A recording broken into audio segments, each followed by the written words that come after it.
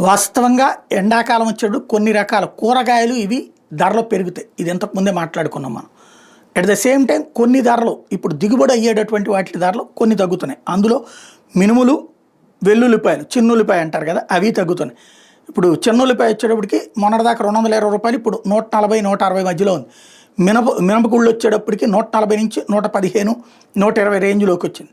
ఇది కృష్ణా గుంటూరు జిల్లా. మరి మిగతా రాష్ట్రం అంతా ఎట్టం తెలియదు. కందిపప్పు 130 నుంచి 110 రూపాయలకి తగ్గింది. పెసరపప్పు 135 నుంచి 120 రూపాయలు. పంచదార 50 నుంచి 45 రూపాయలు.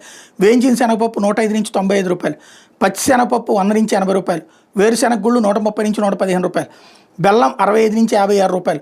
జీడిపప్పు 850 నుంచి 750 రూపాయలు. కిస్మిస్ 300 నుంచి 250 రూపాయలు. అల్లం 120 నుంచి 55 రూపాయలు.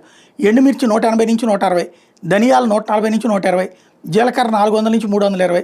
ఉల్లిపాయలు 45 నుంచి 30 రూపాయలు. ఇడ్లీ రవ్వ 115 నుంచి 105 రూపాయలు. బొంబాయి రవ్వ 52 నుంచి 45 రూపాయలు. ఇది నేను చెప్పట్లా, ఈనాడు పేపరు సిటీ ఎడిషన్లో చెప్తున్నటువంటి లెక్క.